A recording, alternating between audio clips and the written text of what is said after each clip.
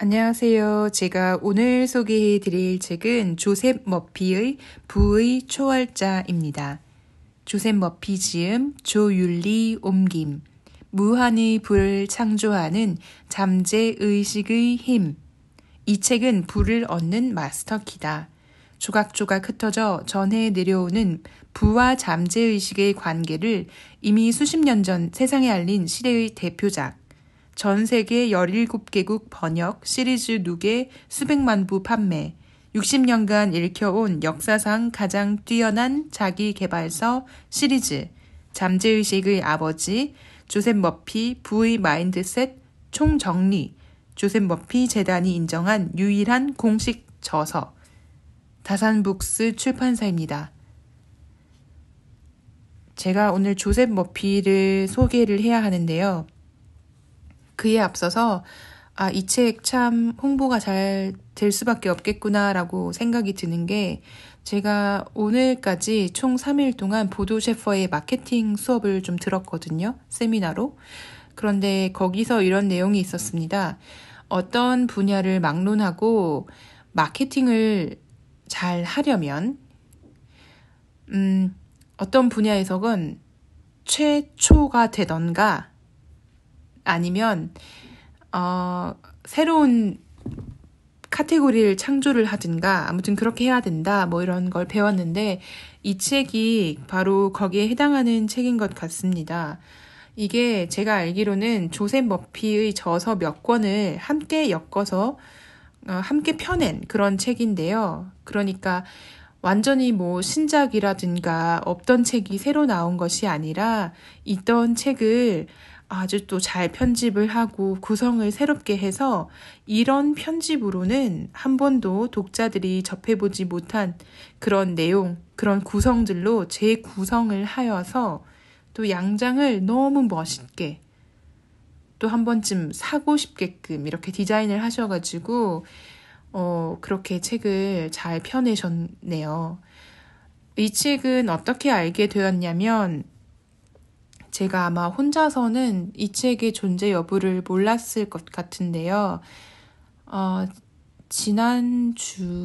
지난주가 되겠네요. 제가 이 영상을 내일 오후쯤 업로드를 할 예정이라 이제 한국에서 들으시는 구독자께서는 그 기준으로는 이제 지난주에 저희 켈리 회장님 유튜브 라디오래. 유튜브 라이브를 통해서 부자의 독서법 어쨌거나 그 독서에 관한 내용을 라이브로 나누시길래 제가 또 우연하게 시간이 딱 맞아서 그래서 제가 그 켈리 회장님 라이브 유튜브 방송을 들었는데 거기서 회장님이 PPL처럼 진짜 마치 누가 잘못 보면 이거 PPL로 미리 정해놓고 이렇게 하시는 것처럼 진짜 본인의 책상에 있는 책들 중에 제목조차 너무 멋있어서 본인께서 가까이 두고 소장하고 계신 책들을 이렇게 몇 개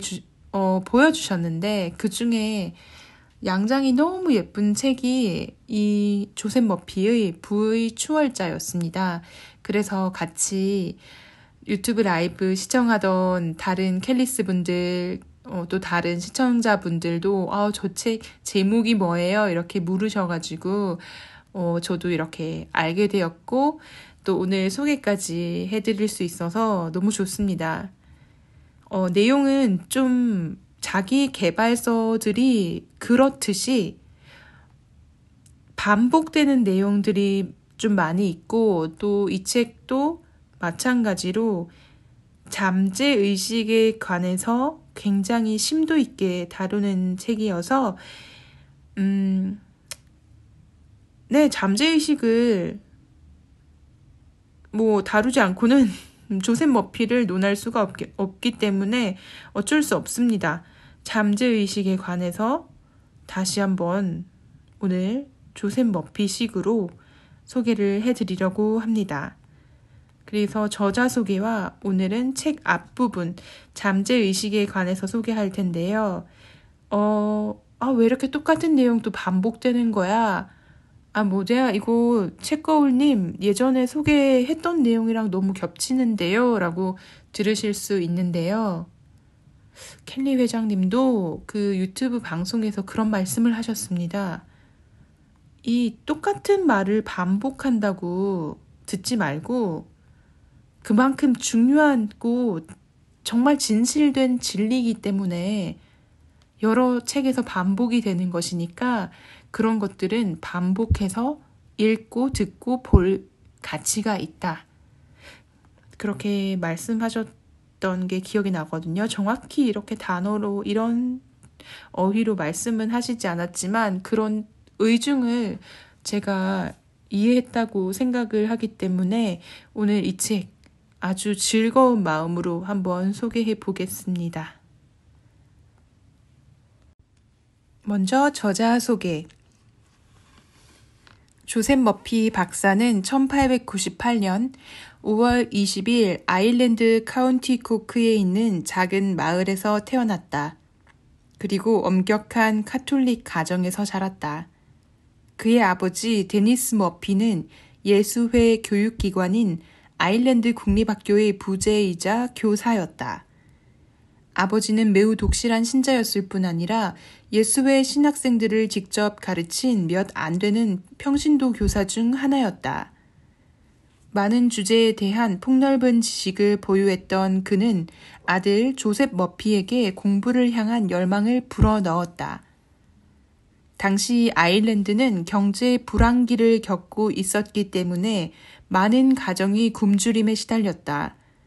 데니스 머피는 일자리를 계속 유지하기는 했지만 그의 수입은 가족을 겨우 부양할 수 있을 정도였다. 국립학교에 입학한 머피 박사는 우수한 학생이었다. 사제가 되라는 권유에 따라 박사는 예수회 신학대학교에 입학했다. 그러나 10대 후반이 되자 박사는 예수회의 카톨릭적 정통성에 의문을 품어 신학교를 중퇴했다. 박사는 새로운 아이디어를 탐구하며 더 많은 경험을 하겠다는 목표를 품었다.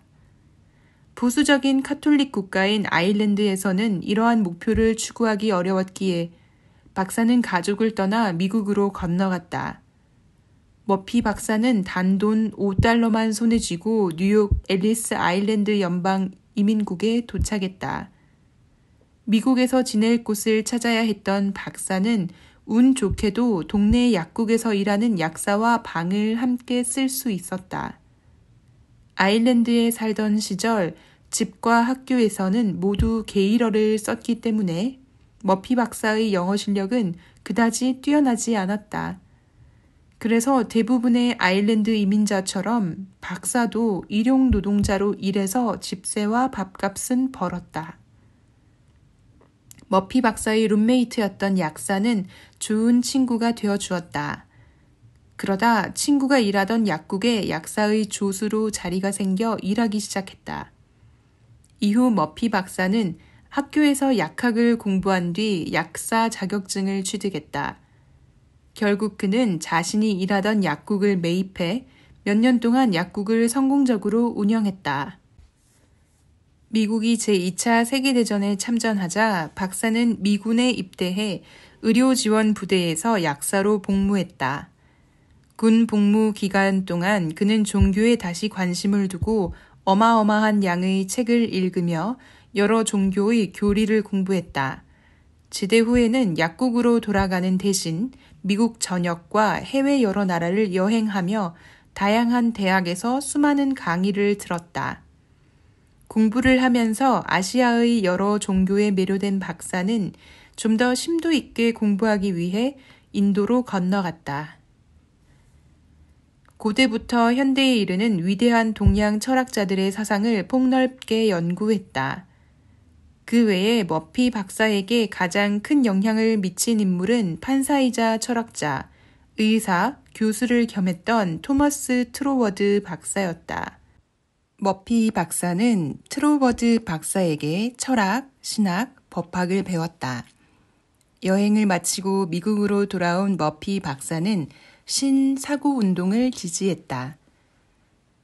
New Thought Movement, 신사고 운동은 19세기 후반에서 20세기 초반까지 발전한 운동으로 삶을 바라보는 새로운 방식을 설교하고 저술하며 실천했다. 신사고 운동은 사람이 생각하며 생활하는 방식을 형이상학적, 영적, 실용적 접근 방식과 결합해 진정 원하는 것을 달성하는 비결을 밝혀냈다. 신사고 운동 지지자들은 새로운 사고 방식을 따르면 새로운 방법과 더 나은 결과를 끌어낼 수 있으며 삶을 풍요롭게 만들 수 있다고 생각했다. 물론 머피 박사가 이러한 긍정 메시지를 전파한 유일한 목사는 아니다. 당시 신사고 운동이 여러 철학자와 사상가의 지지를 받았던 만큼 그 영향을 받은 여러 목사와 신도들은 제2차 세계대전 이후 수십 년간 많은 교회를 세우고 발전시켰다. 그들의 행보를 따라 머피 박사 역시 로스앤젤레스에 자신의 교회를 설립해 목사가 되기로 했다. 머피 박사는 자신이 세운 조직을 신성과학교회라 명명했다. 박사는 비슷한 생각을 나누는 동료들에게 종종 플랫폼을 공유하고 이들과 함께 프로그램을 진행했으며 희망하는 사람에게 사역사 양성 교육을 제공했다. 비록 소수의 신도를 데리고 목회 활동을 시작했지만 희망이 담긴 낙관주의적 메시지를 전파하는 박사들 따르는 신도의 수는 빠르게 늘었다. 급기야 신석과학교회 본당의 규모로는 다 감당할 수 없을 정도로 신도가 늘어나 과거 영화관이었던 월셔 이벨 극장을 교회 건물로 사용하기 시작했다. 교회를 키웠음에도 그의 설교를 듣고 싶어 예배에 참석하는 사람이 너무 많았기 때문에 곧 새 건물로도 모든 신도를 수용할 수 없는 지경에 이르렀다. 머피 박사와 직원들은 예배에 참석하지 못한 사람들을 위해 밤낮으로 세미나와 강의를 열었다. 이를 통해 1,300명에서 1,500명의 사람이 예배당에 들어가지 못해도 박사의 가르침을 받을 수 있었다. 1976년까지 월셔 이벨 극장에 남아있던 신성과학교회는 이후 캘리포니아주 내 은퇴자 거주 구역 근처에 있는 라구나 힐스로 본당을 이전했다. 머피 박사는 자신의 메시지를 듣고 싶어 하는 수많은 청중을 위해 라디오로 방영되는 주간 토크쇼 프로그램도 신설했다. 매주 방송 청취자는 100만 명 이상이었다. 머피 박사의 수많은 추종자는 그의 말을 단순히 요약한 것 이상의 콘텐츠를 원했기에 강의 녹화본과 라디오 프로그램 녹화본을 제작해달라고 제안하기에 이르렀다. 처음에는 망설이던 머피 박사도 결국 한번 해보기로 했다. 당시 관행에 따라 머피 박사의 라디오 프로그램은 78rpm 레코드판에 녹음되었다. 박사의 레코드판 하나에 담긴 내용을 6개의 카세트 테이프를 세트로 제작해 월셔 이벨 극장 로비의 안내대에 올려놓았다. 테이프는 1시간 만에 완판되었다. 새로운 모험의 시작을 알리는 사건이었다. 머피 박사의 성경 해석 강연, 청자를 위한 묵상과 기도문을 담은 테이프는 여러 교회와 서점에서도 판매되기 시작했고 심지어 우편으로 배달해 그의 긍정적 메시지를 멀리까지 전할 수 있었다. 교회가 성장함에 따라 머피 박사는 자신이 담당하는 프로그램과 저서 연구 및 집필을 보조할 전담 직원을 추가 채용했다. 가장 유능했던 직원은 박사의 행정비서였던 진 라이트 박사였다. 상사와 부하 직원이었던 둘은 연인으로 발전해 결혼까지 이어졌고 평생 동반자로서 함께 풍요로운 삶을 살았다. 1950년대 당시에는 대형 출판사들이 영적인 영감을 주는 글을 출판하는 데 관심이 없었다. 머피 부부는 로스앤젤레스의 소규모 출판사 몇 군데를 통해 30에서 50쪽 분량의 소책자를 제작해 권당 1.5에서 3달러에 판매했다. 판매량이 늘어 2에서 3쇄를 찍자 대형 출판사들도 그제서야 이 분야에 시장 수요가 있음을 인지하고 자사 카탈로그에 머피 박사의 책을 추가했다. 머피 박사의 명성은 이제 책, 카세트 테이프, 라디오 방송 등 다양한 매체를 통해 로스앤젤레스 밖으로 뻗어나갔고 전국에서 강연 요청이 빗발쳤다. 박사는 종교적 내용뿐 아니라 삶의 가치관, 사고방식 등을 주제로 하여 서양 철학에서 동양 철학에 이르기까지 세계의 모든 위대한 철학자들의 가르침을 쉽게 풀어서 설명해주는 강연을 했다. 그 강연은 이제 미국을 넘어 전 세계까지 확장되었다. 머피 박사는 운전을 배운 적이 없었기에 여러 강연 장소를 다니며 바쁜 일정을 소화할 수 있도록 도와줄 사람이 필요했다. 박사의 행정비서이자 훗날 아내가 된 진 라이트는 머피 박사의 강연 일정을 조정하고 출장을 준비하는 업무 또한 수행했다.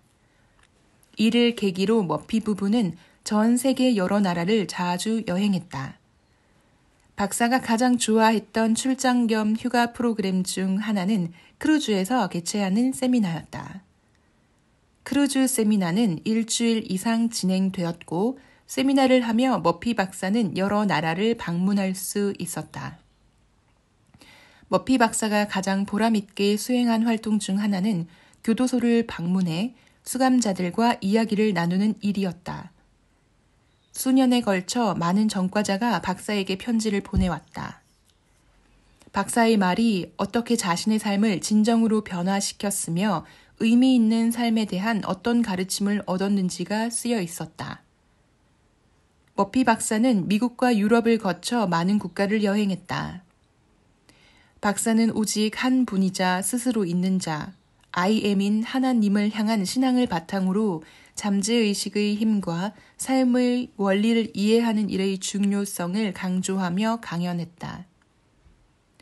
머피 박사가 쓴 소책자가 크게 명성을 얻자 그는 더욱 자세하고 긴 책을 쓰기 시작했다. 아내는 글쓰기 스타일에서 머피 박사에게 통찰력을 주었다. 아내는 박사가 연필이나 펜을 세게 쥐고 글을 썼기 때문에 공책의 다음 장에 남은 흔적만 봐도 글의 내용을 알아볼 수 있을 정도라고 말한 적이 있다.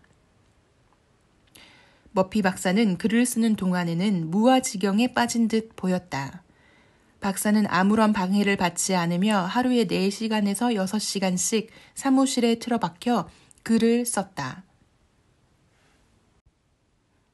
그날 쓴 글을 마무리했다 싶으면 오늘은 충분히 썼다라고 말하며 사무실 밖으로 나왔다. 매일 그랬다. 그날 시작한 일을 끝내면 다음 날 아침까지 사무실에 들어가지 않았다. 일하는 동안 음식을 먹거나 음료를 마시지도 않았다. 박사는 사무실에 수많은 참고 문헌을 쌓아두고 자기 생각을 글로 써 내려갔다. 아내는 박사가 글을 쓰다 방해받지 않도록 방문객과 전화 문의를 응대했고 교회 활동과 기타 활동에 필요한 물품들을 관리했다. 머피 박사는 사람들에게 쉽게 설명하는 방법을 늘 연구했다.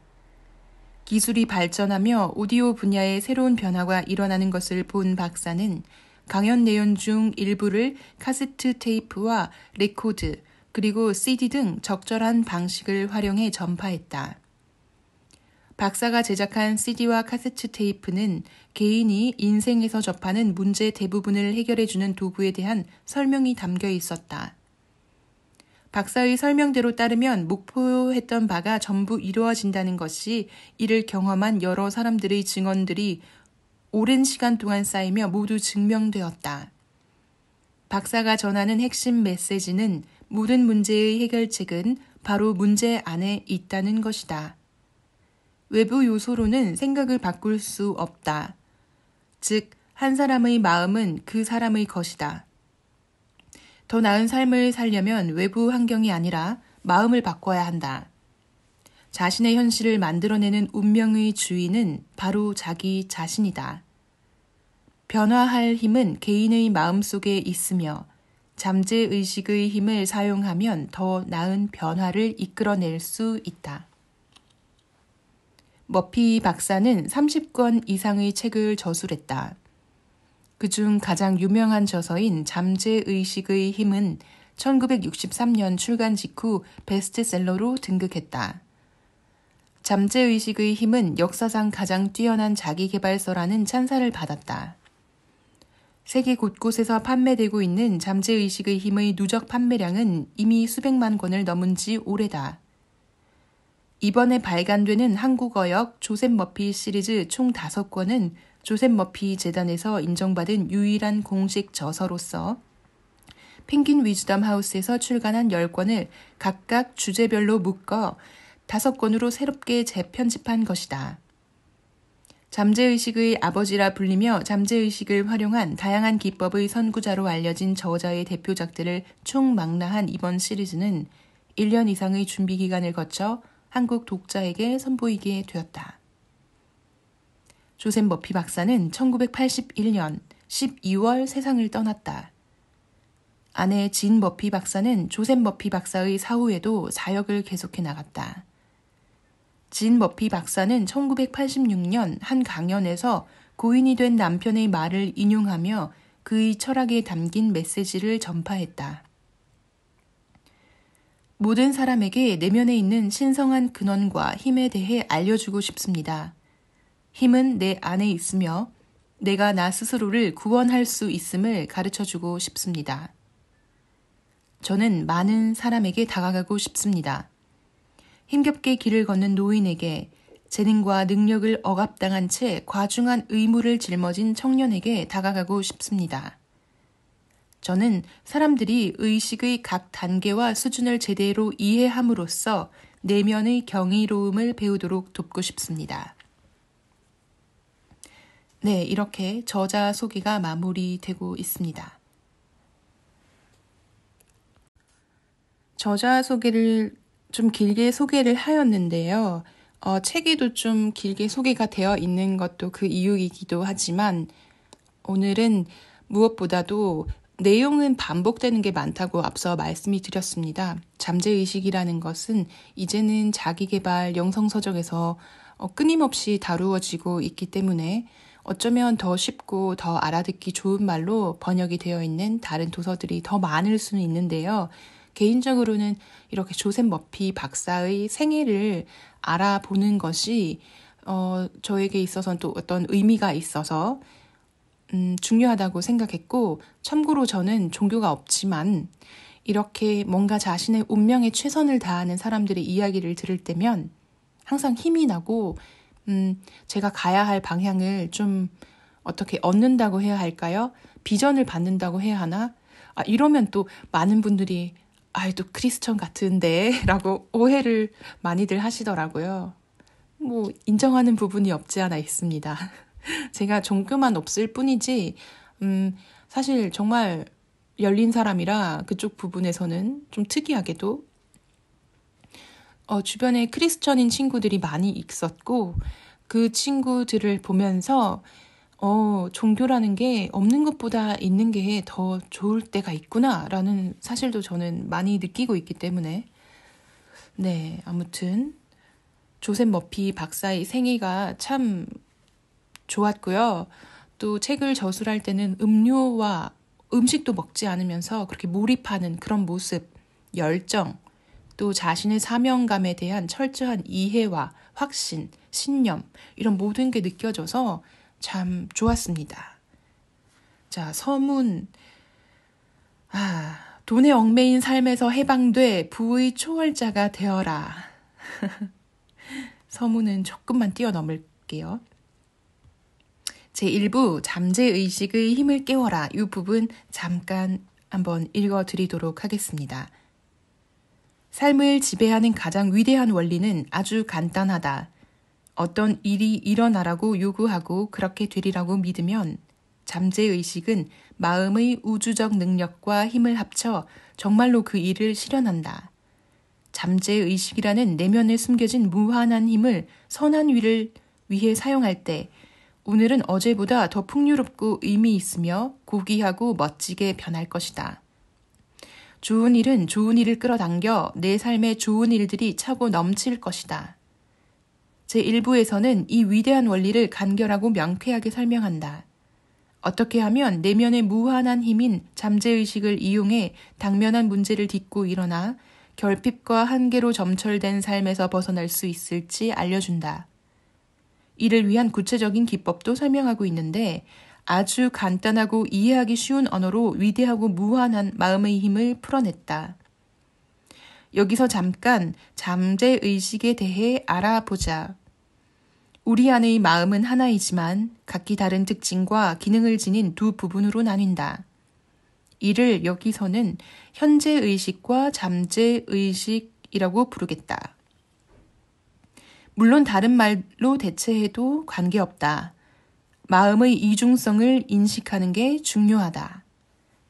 잠재의식은 작용과 반작용의 보편적인 법칙에 따른다.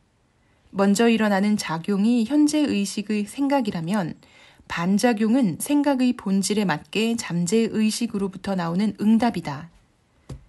현재의식의 생각은 무한한 지성과 지혜, 생명력, 에너지가 잠재의식에서 외부 세계로 흘러나오는 통로다.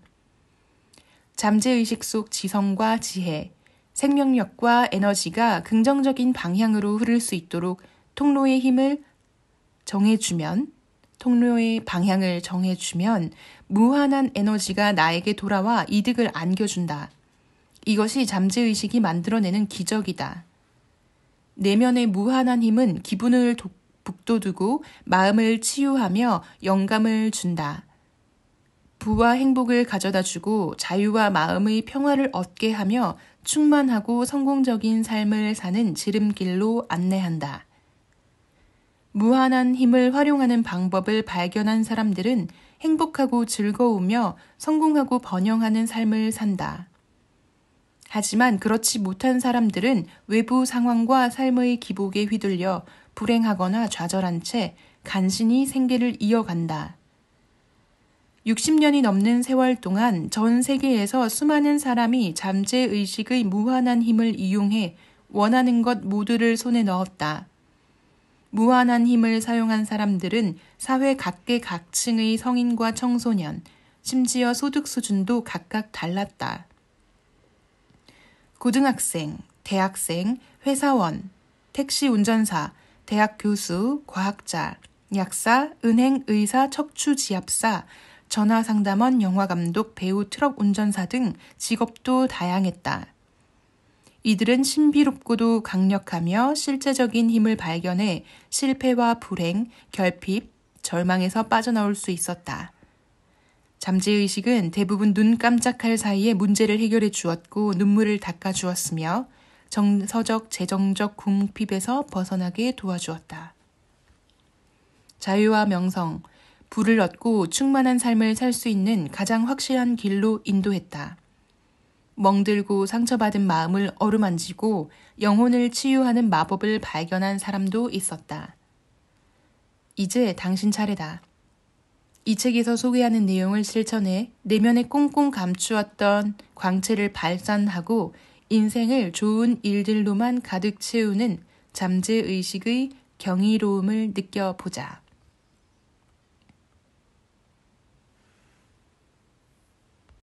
잠재의식에 부의 아이디어를 심어라. 바다를 보세요. 바닷물이 많죠? 부 역시 이와 같습니다. 불을 바닷물이라고 생각한다면 언제나 불을 손에 쥘 수 있을 겁니다.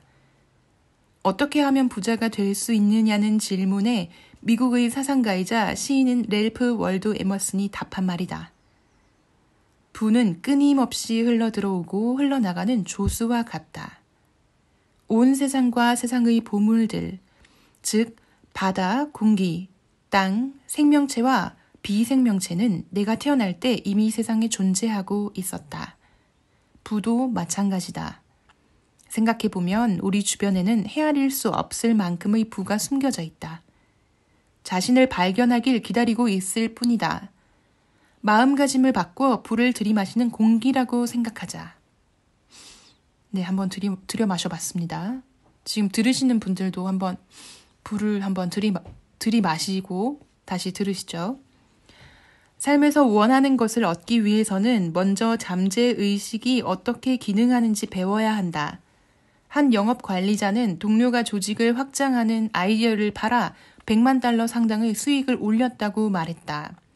나도 그만큼 값비싼 아이디어를 떠올릴 수 있다.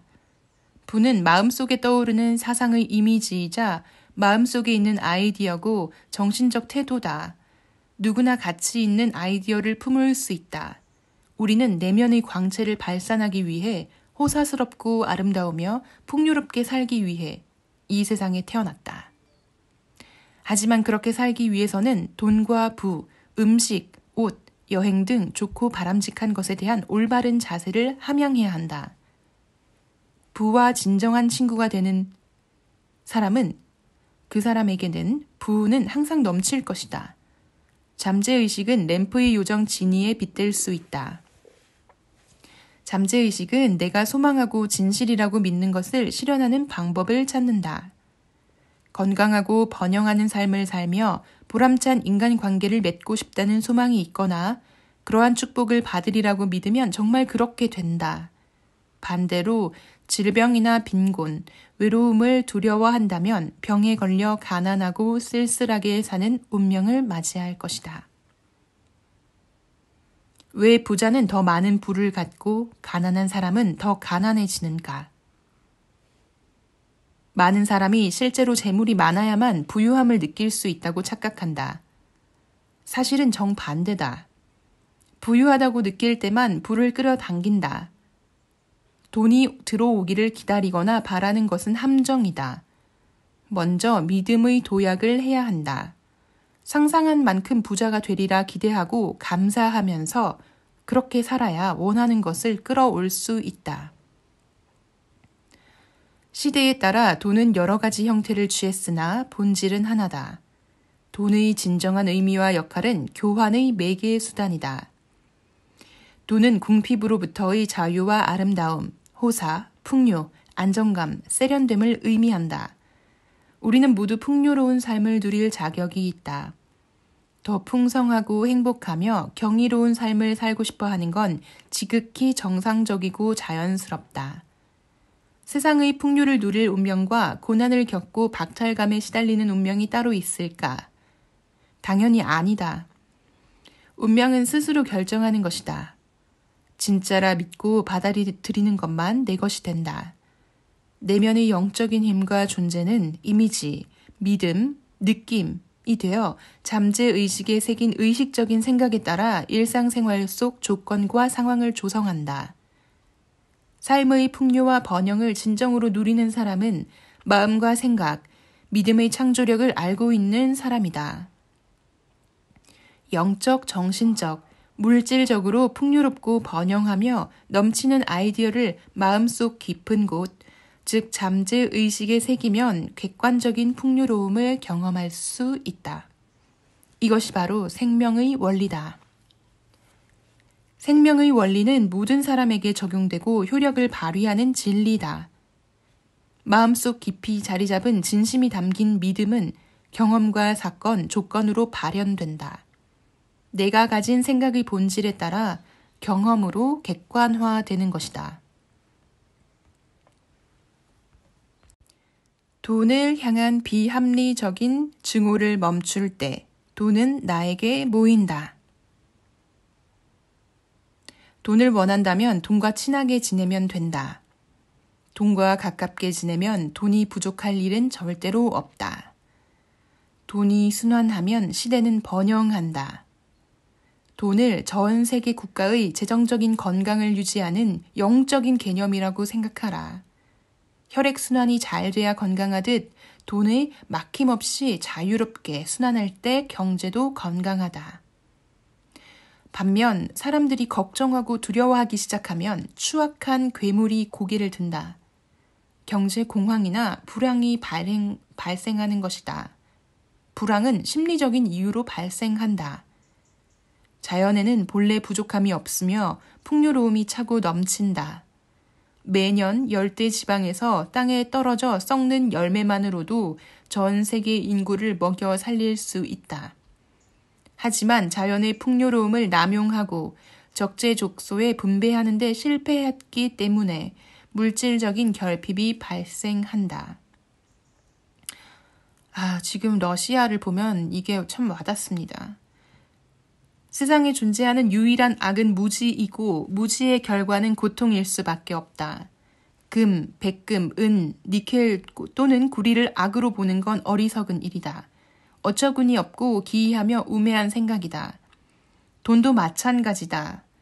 한 물질과 다른 물질을 구분하는 것은 원자 핵을 중심으로 회전하는 전자의 운동수와 속도일 뿐이다. 여기엔 어떤 가치 판단도 필요하지 않다. 한 성직자가 있었다. 그는 잠재의식이 기능하는 법에 관한 탁월한 지식을 갖췄고 다른 사람에게 그 지식을 전달할 줄 알았다. 하지만 생활은 넉넉하지 않았다. 그는 돈은 모든 악의 근원이라며 근근한 생활에 대해 그럴싸한 핑계를 내보였다. 나는 성직자에게 돈이란 금속 또는 종이에 불과하며 이를 악하다고 생각하는 건 성경을 잘못 이해한 결과라고 꼬집었다. 금속과 종이 자체는 가치 중립적인 물질이지만 돈으로 그의 가족과 교구 사람들을 위해 좋은 일을 할 수 있다. 그렇게 생각하자 그는 돈에 대한 마음가짐을 바꿀 수 있었다. 반면 돈만 있으면 아무것도 중요하지 않아 라고 말하면서 돈만을 쫓는 것도 경계해야 한다. 돈은 세상을 살아가는데 절대적으로 중요한 것이 아니고 인생을 살아가는 유일한 목적도 아니다. 돈만 바라보면 균형이 무너지고 한쪽으로 치우친 삶을 산다. 잠재의식의 법칙을 올바르게 적용하면 원하는 부를 거머쥐면서 동시에 마음의 평화와 조화, 온전함, 그리고 평온함을 누릴 수 있다. 지식과 철학을 건설적으로 사용하는 것처럼 자신의 능력에는 한계가 없다는 생각이나 믿음을 잠재의식에 각인해 스스로 세뇌할 수도 있다. 잠재의식을 현명하고 분별력 있게 건설적으로 사용함으로써 좋은 일을 할 수도 있다. 이는 자연을 사용하는 방식과 마찬가지이다. 우리는 타인에게 베풀기 위해 이 세상에 태어났다. 우리는 숨어있는 재능을 표출해 인생에서 내가 있어야 할 자리를 찾는다. 살아가는 동안 이상, 꿈, 열망, 생명, 사랑, 진실을 위해 끈질기고 쉴 새 없이 노력한다. 이 과정에서 우리가 얻는 모든 것은 결국 세상에 갚아야 할 어마어마한 빚이다. 다른 사람들의 성장과 행복, 성공에 이바지하는 기쁨을 경험해보자. 가정의 행복을 넘어 세상의 행복에 이바지하자. 이것이 우리가 태어난 이유다. 잠재의식의 부의 개념을 심는 4단계. 자, 여기서는 1단계 부는 무한하게 샘솟는 것임을 이해하라. 방금 앞쪽에서도 항상 언급이 되었죠. 바닷물이라고 생각해보라. 2단계 잠재의식의 부의 개념을 심는다. 그래서 이제 여기서는 확언이라는 기법이 소개되고 있고요. 3단계 부의 확언을 반복한다. 매일 5분 동안 다음 확언을 반복하자. 라고 해서 이제 확언의 글이 짧게 소개되고 있고 4단계 결핍의 생각을 번영의 생각으로 바꾼다. 예를 들어서 여행 갈 돈이 없어. 나는 차를 사면 안 돼. 왜냐면 나는 아직 그 정도 소득이 안 되잖아. 뭐 예를 들어서 그런 생각들을 차는 사라고 있는 거지. 이런 식으로 제가 이해를 잘 한 건지는 모르겠는데 아무튼 책에서는 소개가 그렇게 되고 있습니다. 이런 생각이 들면 또 부정적인 재정 상황에 대한 부정적인 생각이 들면 이런 것은 다음과 같이 확언하며 부정적인 생각을 부와 번영의 생각으로 바꿔야 한다고 합니다. 예를 들어 생명력은 내가 필요로 하는 것을 바로 마련해 줍니다. 그래서 부족할 일이 절대 없습니다. 필요한 돈은 모두 마련됩니다. 이런 문장을 이제 계속 반복하라는 것이죠. 이게 4단계에 해당합니다. 이 4단계만 반복한다면 이제 잠재의식을 활용하는 기본 단계를 갖췄다라고 조셉 머피 박사는 설명을 하고 있습니다. 다시 한번 반복해 볼까요? 1단계, 부는 무한하게 샘솟는 것임을 이해하라. 2단계, 잠재의식의 부의 개념을 심는다. 실현되리라고 믿고 기대하고 그렇게 잠재의식에 심어라는 거죠. 3단계, 부의 확언을 반복한다. 4단계, 결핍의 생각을 번영의 생각으로 바꾼다. 네. 오늘은 제가 여기까지 소개를 해드리려고 하는데요. 개인적으로 소개해드리면서 가장 좋았던 문장. 다시 한번 강조드리고 싶은데요. 바로 이 부분입니다. 많은 사람이 실제로 재물이 많아야만 부유함을 느낄 수 있다고 착각한다. 사실은 정반대다. 부유하다고 느낄 때만 부를 끌어당긴다. 부유하다고 느낄 때만 부를 끌어당긴다. 느낌이 먼저고 결과는 나중이라는 것이죠. 그러니까 느낌이 먼저다. 중요한 핵심 포인트인 것 같습니다. 저도 그래서 이 포인트를 좀 실천하기 위해서 책에서도 그게 언급이 됐죠. 여행을 가고 싶은데 갈 돈이 없어. 재정 상황과 관련된 부정적인 생각 그런 거 하지 말라고 하셨잖아요. 조셉 머피 박사가. 그래서 제가 최근에 진짜 나만의 무언가를 하고 싶어서 좀 사업 모델을 구상하면서 여러 군데를 보고 배우고 싶은데 제가 저만의 사업 모델을 구성하기 위해서 일하는 시간을 직장인으로서 일하는 시간을 좀 줄였거든요. 그러니까 당연히 소득이 줄고 그러면서 또 생각이 또 이 결핍의 생각에 또 빠져가지고 내가 지금 소득이 줄었는데 과연 다른 나라에 이 사업 모델 구상한답시고 여행할 처지인가라는 질문이 마구마구 샘솟았는데 다시 한번 이 책 조셉 머피의 부의 초월자 또 이 책을 알게 해주신 켈리 회장님도 본인이 재정적으로 힘들었을 상황에서도 자신의 신념을 믿고 이렇게 다른 런던이나 영국 또 좋은 모델이 있다고 하면 적극적으로 찾아가셔서 그 사업 모델을 보고 벤치마킹하기 위해서 다니셨다고 하시는 말씀을 드린 적이 있습니다. 그래서 저도 한번 결핍의 생각 따위는 집어치우고 일단은 풍요로움의 느낌을 가지고 실행에 한번 옮겨보도록 하겠습니다. 제 실행이 이루어진다면 여러분들께서는 2주 뒤에 제가 런던에서 녹음하는 영상을 겪으신다는 건 좀 이상한데 들으실 것입니다. 풍요의 느낌과 함께요. 이미 너무 설레죠. 저만 설렌가요? 저만 설렐 수도 있겠네요. 제가 가는 거니까.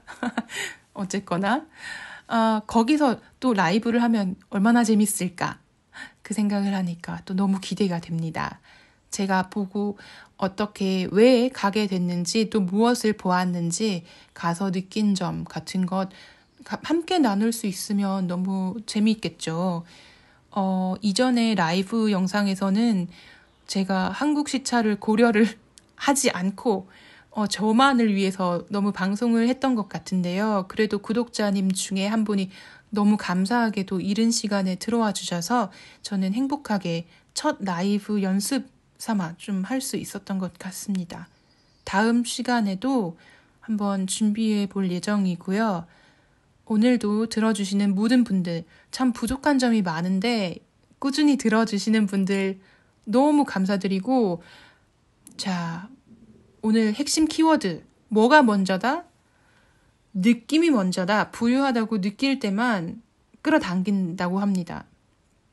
자, 한번 느껴보시고 한번 불을 들여 마셔보시고 그렇게 좋은 하루 또 마무리하시길 바랍니다. 그럼 다음 시간에 다시 뵙겠습니다. 감사합니다.